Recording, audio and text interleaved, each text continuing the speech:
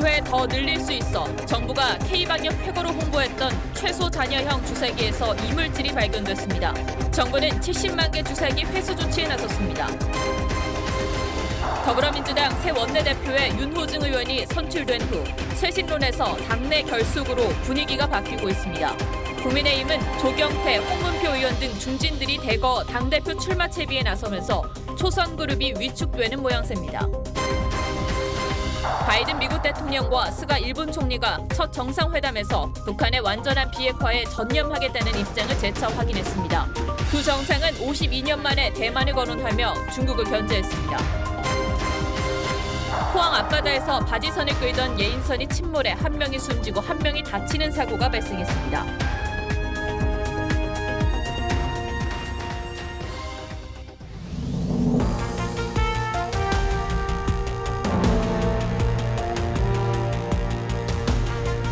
시청자 여러분 안녕하십니까? 뉴스7의 김명우입니다. 얼마 전 정부가 K방역의 쾌거라며 홍보했던 최소 잔여형 주사기 기억하실 겁니다. 그런데 이 주사기 일종에서 이물질이 발견됐다는 신고가 잇따라 접수됐습니다. 정부가 긴급 회수 조치에 나섰고 일단 이물질과 관련된 이상 반응 신고는 아직 없다는 게 정부 설명입니다. 가뜩이나 갈 길이 먼 접종 계획에 더 차질이 빚어지는 건 아닌지 걱정입니다. 먼저 정은혜 기자가 보도합니다.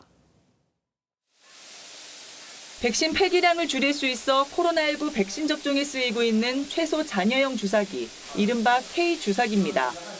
현재 국내 업체 3곳에서 이 주사기를 납품하고 있는데 일부 주사기 내부에서 섬유질 계열의 이물질이 발견됐다는 신고가 잇따라 접수됐습니다. 현재까지 접수된 신고 사례는 모두 21건.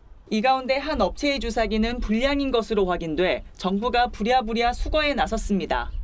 문제는 현재까지 유통된 해당 업체의 주사기 120만 개 가운데 70만 개는 이미 회수했거나 회수 예정이지만 50만 개는 이미 사용됐다는 겁니다.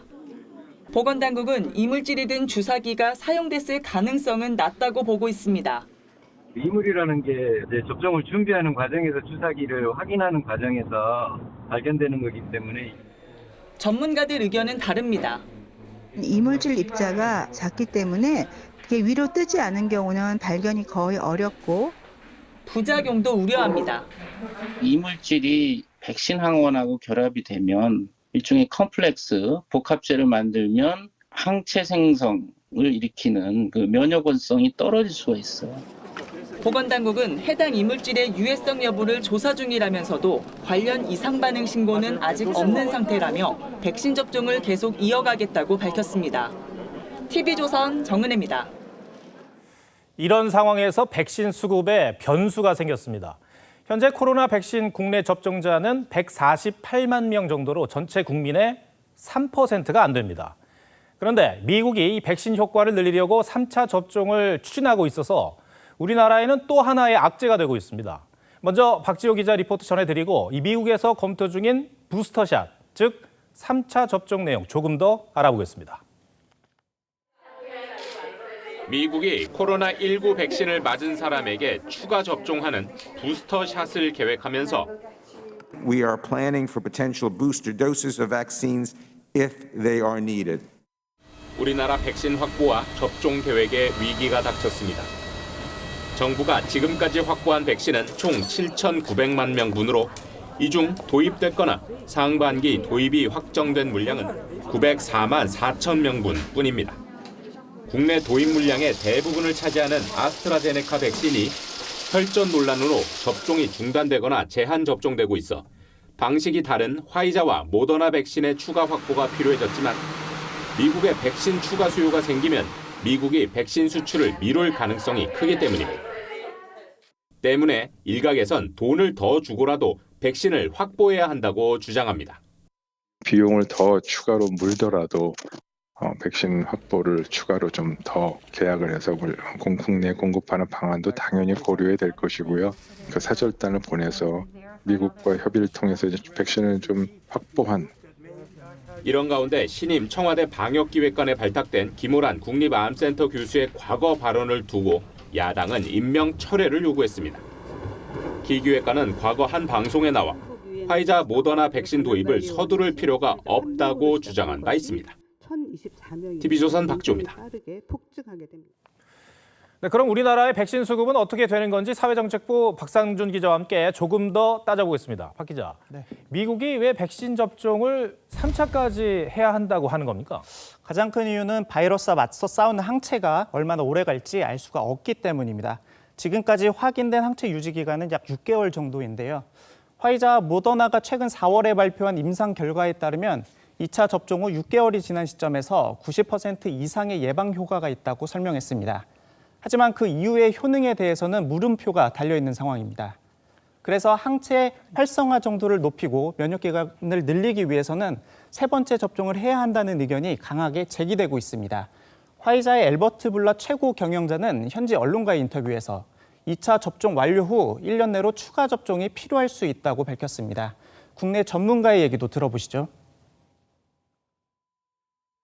예방하는 비율이 화이자 같으면 90%를 자랑했는데 이게 이제 막 떨어지고 있다든지 이런 사인이 있을 거예요. 그래서 네. 지금 화이자 CEO가 직접 나와서 네. 한 번 더 놓고 그 다음에는 이제 매년 맞아야 될지 모르겠어요.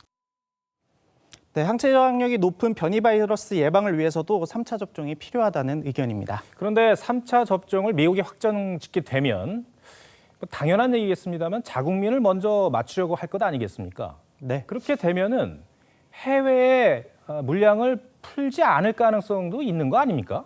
네, 가장 우려되는 부분이 바로 그 부분입니다. 예. 실제로 우리와 2천만 명분의 계약을 맺은 모더나가 미국에 1억 명분의 백신을 우선 공급하기로 하면서 우리 정부의 2분기 도입 계획은 수포로 돌아간 상황입니다.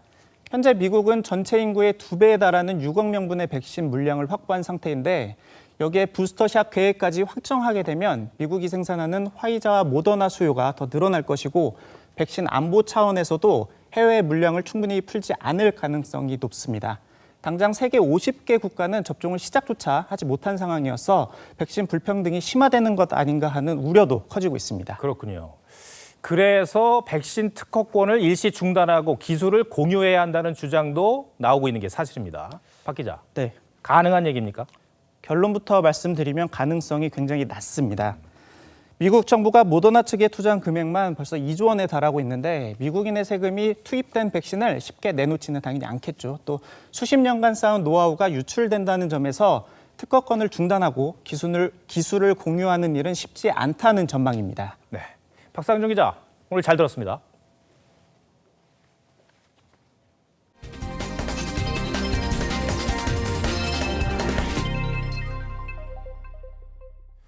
정치권 소식입니다. 이 재보선 참패율이 반짝하고 나왔던 더불어민주당 내 자성과 쇄신의 목소리가 친문 주류 원내대표의 선출 이후 급격하게 바뀌는 분위기입니다. 이젠 오히려 친문의 방향이 옳다, 개혁 과제에 더 속도를 내야 한다는 목소리가 커지고 있습니다. 조정인 기자입니다. 민주당이 재보선 참패에 대한 자성 대신 당내 결속을 강조하고 나섰습니다. 이낙연 전 대표는 내부의 분열주의적 기류를 억제하고 민주당의 깃발 아래 하나가 되자고 했습니다. 당원 게시판엔 초심으로 돌아가 다수 의석을 몰아준 지지자들의 개혁 염원 성취에 몰두해야 한다는 글들이 올라왔습니다. 윤호중 신임 원내대표는 선거 패배의 원인으로 지적됐던 검찰개혁도 다시 들고 나왔습니다. 검찰개혁 법안에 대해서는 새 지도부와 협의해서 이 추진 절차를 결정하겠다는 말씀을 드립니다. 여당 중진 의원은 이번 원내대표 선거 결과가 친문 진영엔 우리 방향이 옳다는 신호가 된 것 같다고 했습니다.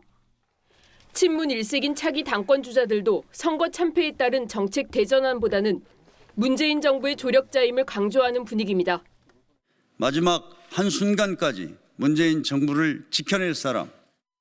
문재인 정부의 성공을 지키는 것은 민주당 모두의 사명입니다. 문재인 정부의 성공, 정권 재창출을 이루겠습니다. 반면 선거 패배 이후 당 안팎에서 제기됐던 친문 이선 후퇴론이나 쇄신론은 당분간 잠잠해질 전망입니다. TV조선 조정른입니다. 야당 상황은 이렇습니다. 국민의힘은 재보궐선거 승리 전까지만 해도 중진들은 2선에 머물고 참신한 얼굴로 당대표를 세우자는 분위기가 강했습니다. 그러나 선거에서 압승을 거둔 후엔 중진들이 대거 당권 도전에 나서면서 초선 의원들이 잠시 움츠러든 모양새입니다. 박경준 기자입니다. 국민의힘 김기현, 김태흠 의원이 내일 차기 원내대표 공식 출마를 선언합니다. 주호영 대표대행 겸 원내대표가 임기를 한 달 남기고 물러나면서 이르면 다음 주 새 원내사령탑을 뽑게 된 겁니다. 그 원내대표가 전당대회를 해서 대선 준비를 할 수 있도록 시간을 벌어주기 위해서 조기 퇴진을 결심했습니다. 권성동, 유이동 의원도 원내대표 출마를 준비 중입니다. 새 원내대표가 선출되면 11달 앞으로 다가온 차기 대선까지 당을 이끌 당권 레이스가 본격 시작됩니다. 대선 승리를 위해 참신한 얼굴을 당대표로 세워야 한다는 의견이 많았지만 4.7 재보선 압승 후 분위기는 바뀌었습니다. 물러나는 주호영 대행을 필두로 조경태, 홍문표, 권영세, 윤영석 의원 등 중진들이 출마를 검토 중이고 원외에선 김무성, 나경원 전 의원도 후보로 꼽힙니다. 그러자 초선그룹은 위축되는 분위기입니다. 지금까지 유승민계로 분류되는 김웅 의원만이 당권 도전 의사를 밝혔지만 초선들은 지난 14일 김 의원이 초선이란 이유만으로 지지하진 않겠다고 공식 입장을 밝혔습니다. 이 밖에 윤희숙, 김은혜 의원도 주변의 권유를 받고 있지만 결단을 내리진 못한 것으로 전해집니다. TV조선 박경주입니다. 네, 경찰 간부 3명이 사업가에게 골프 접대를 받았다는 의혹이 제기돼 경찰청이 감찰에 나섰습니다. 감찰 대상자 중에는 경찰에서 3번째로 높은 직급인 치안감도 포함됐습니다. 윤서아 기자가 보도합니다. 경기도 용인의 한 골프장입니다. 이모 치안감은 이달 초 주말에 사업가 손모 씨 이름과 이곳을 찾았습니다. 국가수사본부 소속 범죄정보 담당 정모 경정도 동행했는데 비용은 사업가 손 씨가 냈습니다. 26만 원 기준으로 3번 하고 PDP까지 하시면 한 33만 원? 정 경정과 손 씨는 지난해 7월에도 지방경찰청 소속 강모 총경 부부와 함께 강원도 홍천의 리조트로 골프 여행을 다녀왔습니다. 하루 숙박비만 90만 원이 넘는 곳이었습니다. 경찰청은 관련 의혹이 불거진 직후 이모 치안감과 강모 총경, 장모 경정에 대한 감찰에 착수했습니다. 경찰 관계자는 청탁금지법 위반 여부를 조사 중이라며 3명 모두 대기 발령 상태는 아니고 본청의 출석 조사를 받고 있다고 했습니다. 강 총경은 해당 의혹에 대해 손 씨가 선결제를 했는데 나중에 현금으로 돌려줬다고 해명했습니다. 이 치안관과 장 경정의 입장을 듣기 위해 수차례 연락했지만 닿지 않았습니다. TV조선 윤서아입니다. 경기도 용인에서 학교 근처에 사람의 신체를 본뜬 성인 용품인 리얼돌 체험방이 문을 열었다가 논란 끝에 자진 폐업했습니다. 그런데 취재진이 돌아보니 학교가 있는 다른 지역에서도 이런 체험방을 쉽게 찾을 수가 있었습니다. 허가가 아닌 신고만 하면 되는 자유업이라 관리 감독 사각지대에 놓여 있습니다. 정준영 기자가 취재했습니다. 서울 청량리역에서 15m 떨어진 한 건물, 힐링돌 체험방이라는 간판이 눈에 들어옵니다. 문을 열고 들어가니 종업원이 인사를 건넵니다. 붉은색 조명을 따라 방 안쪽으로 들어가니 여성의 체형을 그대로 본뜬 리얼돌이 침대에 놓여 있습니다. 서울 종로구의 또 다른 리얼돌 체험방은 심지어 교육환경보호구역 안에 있습니다. 이 체험방과 직선으로 200m 정도 떨어진 곳에 이렇게 고등학교가 있습니다. 오피스텔을 빌려 은밀히 영업하는 곳도 있습니다. 성인용품 판매 대여업으로 세무서에 신고만 하면 되는 이른바 자유업이라서 단속할 근거가 없습니다. 법적으로 빨리 마련해야지. 제가 단속을 하든. 리얼돌을 둘러싼 해석과 대응도 다릅니다. 대법원은 지난 2019년 개인의 사생활에 대한 국가 개입 최소화를 전제로 리얼돌에 대해 풍속을 해치는 물품에 해당한다고 단정하기 어렵다며 수입을 허용했습니다. 하지만 관세청은 풍속을 해치는 물건이란 이유로 여전히 수입을 막고 있습니다. 인간의 형상과 거의 유사한 방식으로 가고 있는 것들이 어떤 그 영향을 줄까에 대해서 합법이 되든 불법이 되든지 간에 기준을 만들고 합의점을 찾을 필요가 있는 거죠. 우리 사회가 리얼돌에 대해 뒷짐을 지고 있는 사이 체험방은 어느새 학교 앞과 주택가까지 침투하고 있습니다. TV조선 정준영입니다. 최근 경찰에서 성차별 논란이 벌어졌습니다. 남자 경찰관이 힘든 부서에 더 많이 배치된다며 역차별을 제기한 겁니다. 남성들은 여성 보호 정책으로 역차별받는다. 여성들은 여전히 남성 중심 문화다. 이렇게 목소리를 높입니다. 자, 여기에 정치권까지 가세하면서 젠더 갈등은 더 심화하고 있는데요. 해법은 없는지 오늘의 포커스를 여기에 맞췄습니다. 지난 12일 직장인 익명 커뮤니티. 유독 남자 경찰만 기동대에 더 많이 배치된다며 불만을 쏟아냅니다. 이 때문에 승진도 늦어지고 보직상 불이익을 받는다고 주장했습니다. 댓글창에선 갑론을박이 벌어졌죠. 여자 경찰의 업무가 좀 더 약한 것 같다에 대해서는 저는 역차별이 아니라고 생각하고 오히려 남녀의 성 차이에 의한 같은 보수를 받고 일을 하는데도 여성이라는 이유로 더 일을 덜 한다거나 편한 일을 하게 된다면은 남성으로서는 조금 불합리하다고 생각. 서울시가 운영하는 여성심리 상담 게시판도 지난 15일 접속이 일시 중단됐습니다. 일부 남성들은 왜 서울시 예산으로 20대 여성만 챙기냐며 항의했고, 센터 측은 취지를 오해하는 것 같다며 방향을 다시 잡아보겠다고 해명해야 했습니다. 남자 역차별 논란의 중심은 20, 30대 젊은 남성입니다. 자신들은 가부장제나 남성 중심 사회 수혜를 입은 적이 없는데 미투 운동 이후 각종 성평등 제도가 과도하게 여성에게 유리하게 운영된다고 생각하는 겁니다.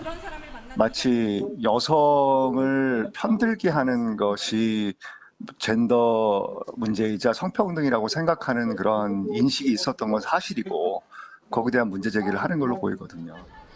하지만 여성들은 아직도 우리 사회 여성을 위한 제도가 더 필요하다고 보는 사람이 적지 않습니다. 남성이 이제 고위직에 진출한 그런 경우나가 이미 만연해 있는 상황에서 좀 바꾸려고 하다 보니까 할당제를 실시하는 것은 저는 그래도 필요하다고 보는. 이런 남녀 갈등을 조정하고 봉합해야 하는 것은 정치권. 하지만 정치인들은 캐스팅 보트로 떠오른 20대 남성의 표심을 잡는 데 급급합니다. 이준석 국민의힘 최고위원은 지난 선거 결과를 놓고 민주당이 2030 남성의 표 결집력을 과소평가하고 여성주의 운동에만 올인한 결과라고 평가했고, 민주당 김남국 의원은 이미 위헌 결정이 난 군 가산점을 부활시키려는 듯한 발언까지 했습니다. 선거 후 쏟아지는 페미니즘 관련 사후 얘기들은 득표 계산만 염두에 둔 것이라고 생각합니다. 성별 대립이 아니라 20, 30대 세대 전체의 관점에서 분석과 반성이 필요한 거죠. 남녀 모두 차별에 반대하는 것에 동의한다면 서로가 이해의 폭을 넓히며 갈등을 봉합하는 길이 무엇일지 머리를 맞대야 할 때가 아닐까요? 뉴스7 포커스였습니다. 네, 포항 앞바다에서 바지선을 끌던 예인선이 침몰해 선장이 숨졌습니다. 또 제천에서는 트럭과 버스가 충돌해서 1명이 숨지고 5명이 다치는 사고가 났습니다. 주말 사건 사고는 강석 기자가 보도합니다. 해경 구조대원이 수중 수색에 나섭니다.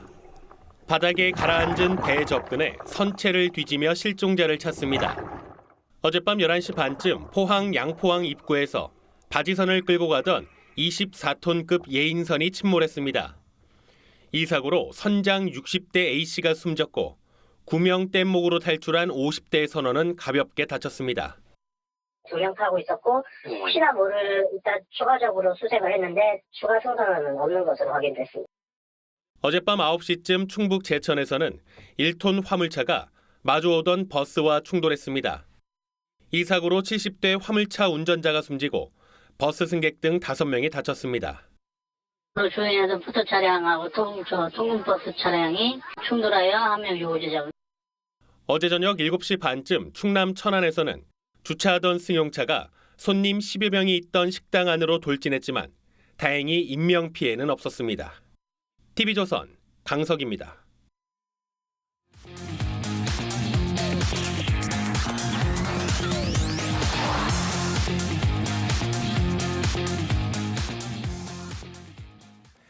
오늘 취재 후톡은 검찰의 울산시장 선거 개입 의혹 사건 불기소 결정문을 다뤄보겠습니다. 오현주 앵커와 법조 출입하는 최민식 기자가 취재 뒷얘기를 나눴습니다. 네, 이번 사건의 핵심은 문재인 대통령의 절친한 친구로 알려진 송철호 울산시장이 울산시장 선거에서 당선될 수 있도록 청와대가 물심양면으로 지원했다. 제가 정말 빚을 많이 지은 고마운 분입니다. 참고로 울산시는 더불어민주당이 이겨본 적이 없는 지역인데 당시 울산시장의 지지율이 송 시장과의 격차가 꽤나 많이 벌어졌었던 상황이었습니다. 그런데 검찰 수사 결과 청와대 실세들의 이름이 대거 등장합니다. 그 자리에 임종석 한 명도 다 같이 있었습니다. 1차 기소로부터 약 1년 3개월이 지났는데 지난 9일날 증거불충분으로 불기소 처분을 내려버린 겁니다. 자, 최 기자, 전문 읽어봤죠? 어땠어요? 그 수사팀이 어느 정도 고민을 한 흔적들이 좀 곳곳에 담겨 있는 것 같았습니다. 고민한 흔적이 바로 이게 아닐까 싶어요. 범행에 가담했다는 강한 의심이 드는 건 사실이다. 네네. 그런데 이 불기소 결정문에 이런 표현을 쓰는 게 흔한 일인가요? 아니요, 굉장히 드문 일이라고 다들 입을 모아서 얘기를 합니다. 왜냐하면 사실상 수사가 실패했다라는 걸 자인하는 거잖아요. 그렇죠. 근데 이런 대목을 넣을 수밖에 없었던 게 사실 검찰이 그동안 찾아냈던 정황 증거가 꽤나 많이 있었어요. 경찰청 압수수색을 통해서 이제 울산지방경찰청이 청와대 민정비서관실에 지방선거 전까지 수사 상황을 총 18번 보고합니다. 그러니까 핵심 증거물이 송병기 부시장의 업무수첩 있지 않습니까? 거기에도 이제 조 전 장관이랑 임종석 비서실장이랑 이름들이 그대로 담겨 있고 사실 수첩에 있었던 계획들이 그대로 다 차곡차곡 실행이 됐었거든요. 그러면 이처럼 공식 기록에 최선을 다했으나 증거를 찾지 못했다라는 부분을 기록에 남겨두면 그때 가서 방어 기제로 활용할 수 있다.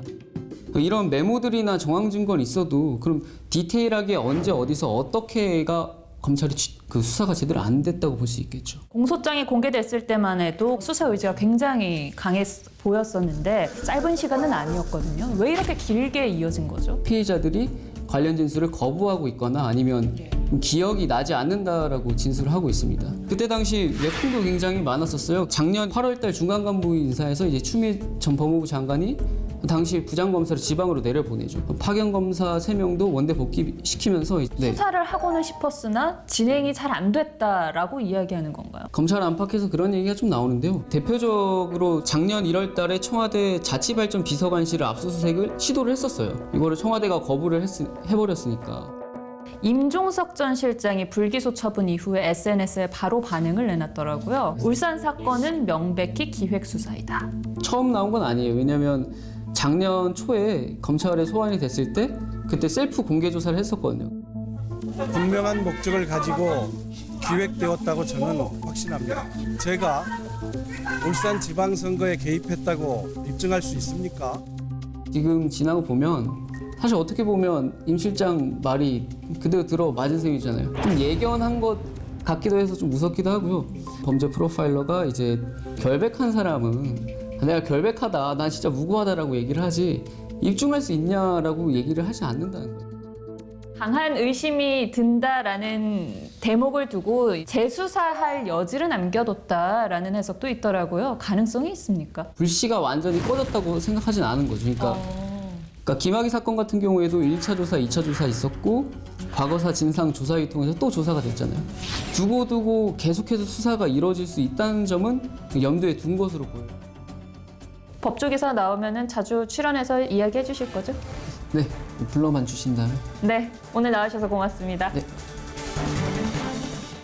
재보궐선거 이후 주요 재건축 단지가 가격 급등 조짐을 보이자 오세훈 서울시장이 토지거래 허가구역 추가 지정까지 검토하고 있습니다. 하지만 이런 조치의 약효가 불투명하다는 분석과 함께 서울 곳곳의 주변 지역으로 이 풍선 효과가 퍼질 것이라는 우려가 나옵니다. 임유진 기자입니다. 재건축을 앞둔 서울 압구정동의 한 아파트 단지. 전용 245제곱미터형이 80억 원을 팔리며 신고가를 다시 썼습니다. 한동안 오름세가 주춤했던 서울 아파트 값은 2달 만에 상승폭을 키웠습니다. 최근 보궐선거 전후 규제 완화 기대감 등으로 서울의 일부 재건축 단지를 중심으로 가격 상승 우려가 나타나고 있는 만큼 오세훈 시장은 급기야 토지거래 허가구역 추가 지정 카드를 꺼내들었습니다. 주택 공급 확대 정책이 시장 불안을 야기해선 안 된다는 겁니다. 압구정과 여의도, 반포 일대가 주요 대상이 될 걸로 보입니다. 하지만 이미 지난해 허가구역으로 묶인 강남과 송파구 일대도 거래는 급감한 가운데 꾸준히 신고가 행진은 이어가는 상태. 공급 부족 속 규제 확대가 소위 마용성으로 불리는 마포, 용산, 성동구 등 비규제 인근 지역으로 수요를 몰리게 하면서 풍선 효과를 낼 거란 우려도 나옵니다. 다른 지역에 개발 호재가 있거나 가격이 상승하는 지역, 마용성 지구라든지 이런 지역이 또 가격이 올라갈 가능성도 있어요. 전문가들은 재건축 특성에 따른 집값의 단기적 상승 탄력을 지속적 공급 신호로 어떻게 억제하느냐가 주택 정책의 승부처라고 분석합니다. TV조선 임유진입니다. 코로나 불황 속에도 명품 업계는 호황입니다. 국내 3대 명품으로 꼽히는 브랜드들이 처음으로 실적을 공개했는데 지난해 모두 2조 4천억 원을 벌어들인 것으로 나타났습니다. 국내 IT 대기업 매출과 맞먹는 수준입니다. 류지연 기자가 전해드립니다. 백화점의 한 명품 매장. 입장 대기자만 수백 명에 달합니다.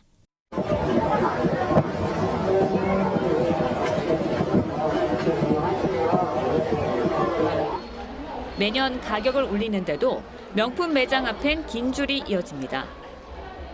올해 처음으로 공개된 샤넬, 루이비통, 에르메스 등 3대 명품의 연매출이 30% 넘게 증가했습니다.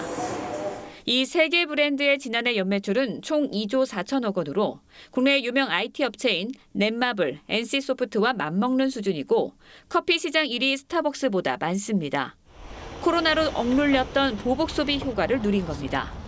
아무래도 시국이다 보니까 해외여행을 못 가가지고 아마 못 가는 대신에 이제 명품에 더 돈을 쓰는 게 아닌가 싶은 생각이 듭니다.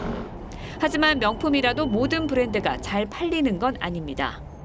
명품 브랜드가 역대급 호황을 누렸지만 일부 브랜드는 매출이 30% 넘게 줄어드는 등 쏠림 현상이 나타났습니다.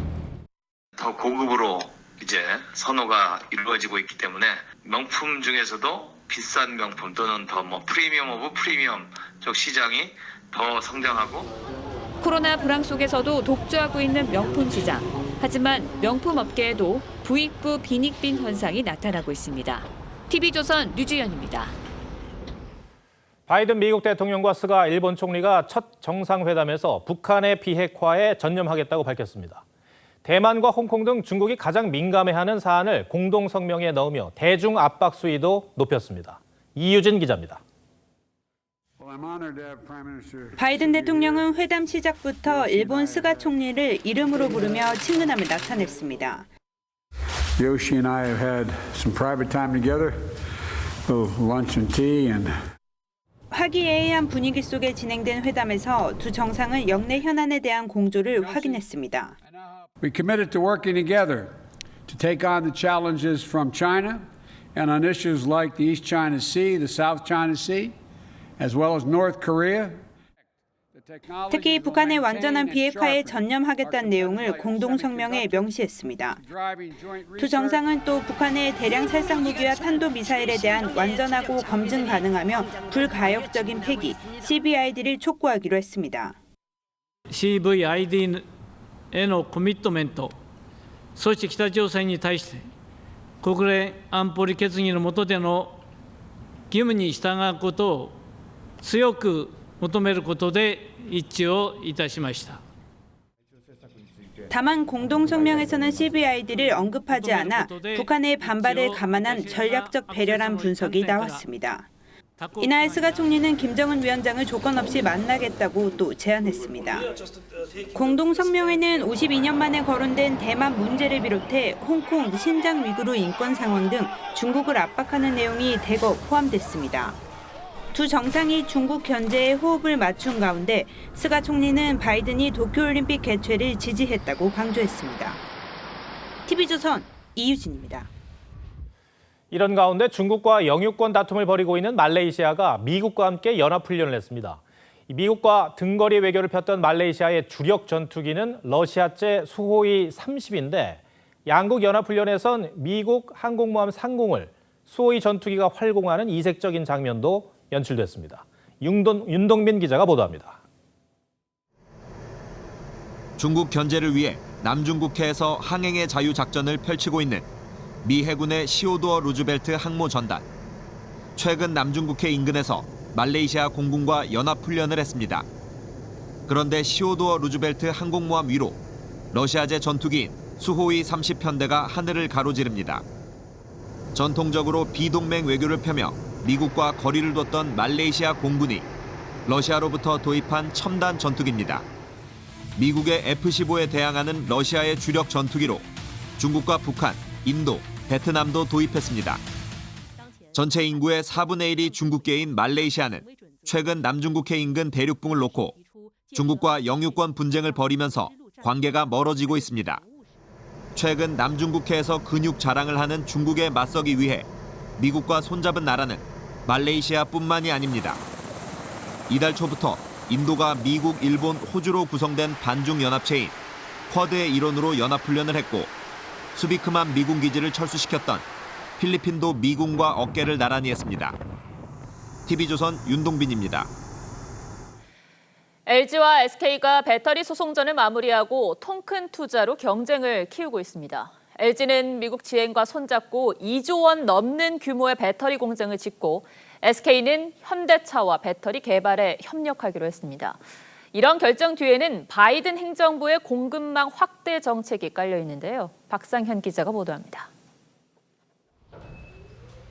2조 6천억 원, LG 에너지 솔루션이 미국 1위 완성차 업체인 GM과 손잡고 투자하겠다고 발표한 규모입니다. LG는 미국 테네시주에 연간 100만 대분의 전기차 배터리를 생산할 수 있는 공장을 짓기로 했습니다. LG는 GM과 함께 전기차 확대에 적극적으로 나서 미국 그린 뉴딜 정책 성공에 크게 기여할 것이라고 밝혔습니다. 실제 이번 투자에는 바이든 미 행정부의 배터리 공급망 확대 기조가 한몫했습니다. Batteries, that's what they're doing and others, so must we. We are seeking a significant investment in this piece of legislation. LG와의 소송전이 마무리되면서 SK이노베이션도 예정대로 미국 조지아 공장에 2조 7천억 원을 투자할 수 있게 됐습니다. 국내 시장에선 SK가 기존 LG를 제치고 현대차그룹과 하이브리드카 배터리를 공동 개발하기로 했습니다. 한 시장조사 업체는 2025년에 배터리 수요가 공급을 넘어설 것으로 전망했습니다. 반도체와 더불어 또 배터리는 아무래도 또 하나의 또 중요한 축이다 보니까 선제적으로 그런 부분들을 이제 치고 가는 그런 부분이 없지 않아 있다고 볼 수 있겠죠. LG와 SK의 3년 분쟁이 끝나면서 확장일로의 배터리 시장을 향한 우리 기업들의 통큰 투자 전략에 탄력이 붙고 있습니다. TV조선 박상현입니다. 네, 봄꽃이 노랗고 발그레하게 활짝 얼굴을 내밀었습니다. 축구장 140개 면적의 진달래꽃이 가득 핀 대구 비슬산 정상에는 오늘 하루 만여 명이 찾았습니다. 이민재 기자가 봄 향기를 카메라에 담아왔습니다. 해발 1000m 대구 비슬산입니다. 넓게 펼쳐진 산 정상이 연보랏빛으로 물들었습니다. 축구장 140개 면적의 진달래꽃이 활짝 피었습니다. 오늘 하루 상춘객 만여 명이 몰렸습니다. 앞으로 1시간 더 기다려야 된다는데요. 지루하지 않아요. 괜찮아요. 태화강을 따라 샛노란 갓꽃이 10km 넘게 이어집니다. 유채꽃과 흡사하지만 갓김치의 재료인 갓에서 피는 꽃입니다. 갓김치 하는 그런 게 전혀 모르고 있는데 유채꽃인 줄 알고. 태화강 주변은 몇 년 전부터 갓꽃이 피어나기 시작하더니 어느덧 국내 최대 규모의 갓꽃 군락지로 자리 잡았습니다. 5년 전 태풍 차바가 지나간 뒤 갓꽃이 피기 시작했습니다. 태풍이나 홍수 때 유입되어서 자연스럽게 태화강에서 자생적으로 산기슭이 알록달록한 봄꽃으로 가득합니다. 시민들은 축구장 8개 면적에 핀 튤립 20만 송이를 감상하며 봄 기운을 만끽합니다. 오늘 전국 곳곳에 황사 위기경보 관심 단계가 내려졌지만 일요일인 내일은 황사와 미세먼지가 점차 해소될 전망입니다. TV조선 이민재입니다. 코로나 이후로 배달 음식이 늘면서 플라스틱 사용량이 급증했지만 재활용률은 한 자릿수에 그칩니다. 자, 그래도 한편에서는 이 플라스틱 소비를 줄이려고 개인 컵이나 그릇도 준비해가는 노력이 이어지고 있는데요. 임서인 기자가 보도합니다. 어차피 난 재활용도 잘 안 되고 깨끗하게 목욕해야 그나마 수거될까 말까. 플라스틱 용기들을 의인화한 환경단체의 영상입니다. 일회용 포장 대신 다회용기를 활용하자는 메시지를 담았습니다. 플라스틱 사용을 줄여갈 수 있도록 소비자도 용기를 낼 테니 기업도 용기를 내달라는 중의적 표현에서 나옵니다. 인증사진을 올리며 동참하는 사람들도 많아졌습니다. 텀블러에 음료를 테이크아웃하는 수준을 넘어 이렇게 포장 용기 대신 냄비를 챙기기도 합니다. 참치찌개를 주문하며 냄비를 내밀고 냄비에 포장하시는 분 계세요? 가끔 계세요. 시장에 호떡, 닭강정, 김밥 등 각종 음식을 추가 포장 없이 삽니다. 처음부터 내용물만 담아가도록 설계된 제로웨이스트 상점을 향한 발걸음도 늘었습니다. 쌀, 콩 같은 식재료를 준비해간 용기에 필요한 만큼만 담아 쓰레기 없는 소비를 할 수 있습니다. 오셔서 즐거워하시고 또 이제 이러한 소비를 조금 더 자기 삶에 잘 적용할 수 있는 방법에 대해서도 굉장히 대화를 많이 하려고 노력하시고. 재활용기에 세제, 섬유유연제를 충전해 사용하는 리필 스테이션 운영을 늘리는 등 대형마트의 움직임도 시작됐습니다. 불필요한 플라스틱 소비를 줄이자는 작은 실천이 곳곳에 확산되고 있습니다. TV조선 임서인입니다.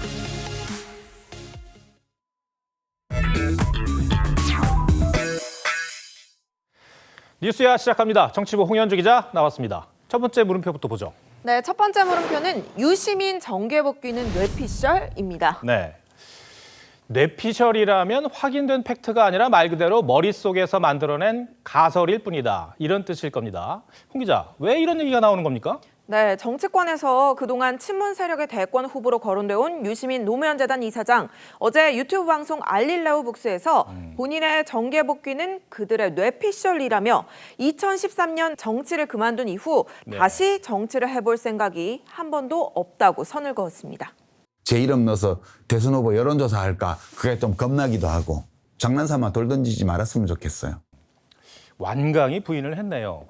홍 기자, 그런데 이런 추측에 본인이 빌미를 제공한 측면도 있지 않나요? 네, 그렇습니다. 유 이사장은 최근 삶의 많은 것들이 운명으로 온다고 했습니다. 이 문 대통령의 회고록 책 제목이 운명이었죠. 네. 또 그리고 정치인들이 운명, 숙명 이런 단어를 쓸 때는 대권 도전의 뜻이 있다는 걸로 해석하는 경우가 좀 많습니다. 그래서 유 이사장은 그런 맥락이 전혀 아니었다고 부인하기도 했습니다. 홍 기자, 유 이사장이 거론되는 건 이번 선거 이후에 친문의 위기감이 작용했을 가능성은 없습니까? 네, 있습니다. 이 독주 체제를 굳힌 이재명 지사에 맞설 친문 후보가 마땅하지 않은 상황이기 때문입니다. 이재명 지사는 그제도 이 경기도 차원의 백신 독자 도입 가능성을 이야기했다가 문재인 대통령과 차별화를 시도한다, 당을 떠나라 이런 비판을 받았습니다. 하지만 지지율은 여전히 여권 주자 중에 압도적 1위입니다. 반면 죽는 한이 있더라도 문재인 대통령을 지키고 가겠다고 한 이낙연 전 대표 재보선 참패에 직격탄을 맞았고요. 대선 출마를 위해 이 총리직을 내려놓은 정세균 총리는 지지율 반등 기미가 보이지 않고 있습니다. 여권 관계자는 9월이면 민주당의 대선 후보가 결정이 되는데 이 이재명에 맞설 친문 주자를 내세우기가 어렵다 보니 유 이사장이 거론되는 것 같다고 했습니다. 이 유 이사장의 정계 복귀에 대해서 여당 의원들은 뭐라고 얘기합니까? 네, 최근 공개 발언이 나왔는데요. 네. 지난 1월 친문 김경협 의원은 유 이사장의 복귀 가능성을 공개 언급했습니다. 저는 사실 가능성은 열어둘 필요가 있지 않느냐라고 보는데요. 네, 하지만 최근 홍영표 의원의 발언은 달랐습니다. 저는 현재까지는 그런 의지가 없는 것으로 저는 보고 있습니다. 홍 의원도 현재까지라는 단서를 달긴 했네요. 근데 아닌 게 아니라 정치를 안 하겠다고 했던 사람들이 다시 정치를 하는 경우가 너무 많았기 때문에 그렇습니다. 첫 번째 물음표 정리해보죠. 네, 첫 번째 물음표 유시민 정계 복귀는 뇌피셜의 느낌표는 자업자 득 안 나갈래요로 하겠습니다. 네. 유이 사장은 조국 사태 때 검찰이 노무현 재단 계좌를 들여다봤다고 주장했다가 사실이 아닌 것으로 밝혀지자 1년 만인 지난 1월 사과한 바 있습니다. 이 때문에 유이 사장 본인이 원하든 원치 않든 다시 정치를 하기엔 국민의 신뢰를 잃었다는 평가도 있습니다. 알겠습니다. 두 번째 물음표로 넘어갈까요? 네, 두 번째 물음표는 유재석급 김어준입니다. 네. 아시는 것처럼 유재석 씨는 자타공인 국민 MC라 불리는 코미디언입니다. 그리고 김어준 씨는 친여 성향이 강한 방송인이죠.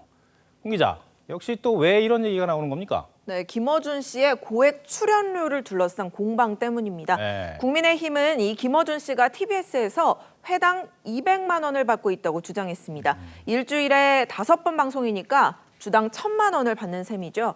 이에 대해서 김어준 씨는 뚜렷한 설명 없이 침묵하고 있고요. TBS 역시 개인정보 보호 등을 이유로 출연료 공개를 거부했습니다. 1회 출연에 이 정도 받는 사람, 연예인과 방송인 통틀어서 몇 안 되는데요. 지난 2006년 국감 자료에 따르면 우리나라에서 최고 출연료를 받던 유재석 씨, 일주일에 한 번 촬영하는 MBC 무한도전 출연료로 회당 900만 원을 받았습니다. 유재석 씨의 출연료가 많다는 거는 많은 분들이 아실 것 같은데, 근데 결정적으로 유재석 씨가 받는 출연료는 국민 세금이 아니잖아요. 네. 그래서 많은 분들이 토를 달지 않는 것 같아요. 네, 그렇습니다. 예. 반면 이 김어준 씨가 출연료를 받고 있는 TBS, 아시다시피 서울시 산하기관으로 시작된 곳이죠. 지금은 미디어재단으로 독립했지만 아직도 재단 수입의 70%가 서울시 출연금으로 충당이 됩니다. 때문에 이 서울 시민의 세금으로 운영이 된다고 해도 과언이 아닐 겁니다. 예, 이 질문이 아마 핵심이 되지 않을까 싶은데요. 국민의 세금으로 사실상 운영되는 방송국, 그리고 그런 방송국에서 진행을 하는 진행자 김어준 씨가 정치적인 편향성 지적을 받는다는 점, 이것이 이 문제의 본질 아닐까요? 네, 맞습니다. 이 김어준의 뉴스공장 4.7 보궐선거 이틀 전이던 지난 5일에는요. 국민의힘 오세훈, 박형준 후보에 대한 의혹을 제기하는 익명의 제보자 5명의 인터뷰를 3꼭지에 걸쳐서 내보냈습니다. 네. 이날 방송분에 대해서 선거방송심의위원회는 위원 8명 가운데 5명이 법정 제재가 필요하다는 의견을 내서 이 TBS 담당자 의견 진술이 결정이 됐습니다. 같은 맥락에서 국민의힘에서 유재석 씨와 김어준 씨를 비교하는 그런 어떤 내용들이 나왔었죠. 네, 국민의힘 김근식 비전전략실장이 이 두 사람의 차이점을 5가지로 정리를 했습니다. 예. 유재석 씨는 아시다시피 연예인, 김어준 씨는 정치적 인물이고요. 유재석 씨는 소속사를 통해서 서면 계약을 하지만 반면 김 씨는 구두 계약에 따라 1인 회사에 출연료가 입금된다고 주장을 했습니다. 또 시청률에 따른 광고 협찬 수익에서 이 출연료가 책정되는 유재석 씨와는 달리 김 씨는 서울시민 세금으로 출연료가 지불된다고도 했습니다. 네, 방금 우리 홍 기자가 설명을 해드린 것은 국민의힘 인사의 주장이라는 점, 그 점은 저희가 분명히 하겠습니다. 두 번째 물음표도 정해 주시죠. 네, 두 번째 물음표 유재석급 김어준의 느낌표는 김어준은 엑스맨, 유재석은 런닝맨으로 하겠습니다. 예. 이 진중권 전 교수는요, 김어준 씨는 민주당의 엑스맨, 아니 엑스 슈퍼맨이라면서 이 야권을 향해서 정략적 관점에서는 그를 내버려 두는 게 좋다 이렇게 주장을 했습니다. 하지만 김어준 퇴출을 요구하는 청와대 국민청원 28만 명 넘게 동의했는데요. 우리 국민들 생각은 좀 다른 것 같습니다. 알겠습니다. 홍현주 기자 잘 들었습니다.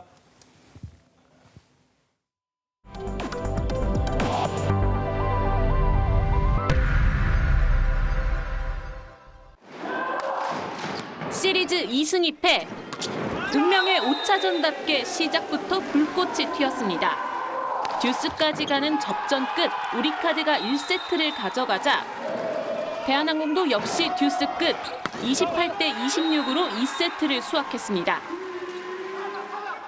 3세트에선 대한항공의 뒷심이 빛났습니다. 유스바니의 서브에이스로 역전에 성공했고 한 선수는 벤치로 몸을 날리는 투혼까지 보여줬습니다. 알렉스의 공격이 안테나를 맞으며 3세트를 가져간 대한항공. 4세트 요스바니의 결정적 서브에이스가 사실상 승부의 쐐기를 박았습니다. 알렉스의 서브 범실로 길었던 승부에 마침표가 찍히고 대한항공이 창단 첫 통합 우승에 성공합니다. 서로를 껴안으며 감격하는 선수들. MVP는 챔피언 결정전 내내 꾸준한 활약으로 우승을 이끈 정지석에게 돌아갔습니다. 정지석은 뜨거운 눈물로 그간의 마음고생을 털어냈습니다. 못하면은 돌아오는 화살들이 많으니까 그냥 그걸 감당하기 위해서 매번 이렇게 혼자 좀 삭힌 게 생각나서 그냥 그게 조금 힘들었던 것 같습니다. 상대 선수를 향한 거친 항의 등 논란을 일으키기도 했지만 두터운 선수층으로 팀을 정상에 올린 산트리 감독은 1년 계약의 피날레를 화려하게 장식했습니다. TV조선 이다솜입니다.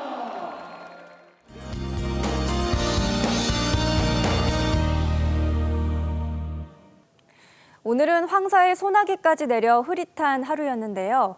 내일은 날씨가 한결 나아지겠습니다. 황사도 차츰 빠져나가겠고요. 비 소식 없이 맑은 하늘이 드러나겠습니다. 기온은 오늘보다 약간 높겠는데요. 서울과 청주가 17도, 대구 18도, 창원은 19도를 보이겠습니다. 한편 강원 영동 지역은 건조한 가운데 바람이 강하게 불기 때문에 불조심에 신경 쓰셔야겠습니다. 바다의 물결은 모든 해상에서 높게 일겠습니다.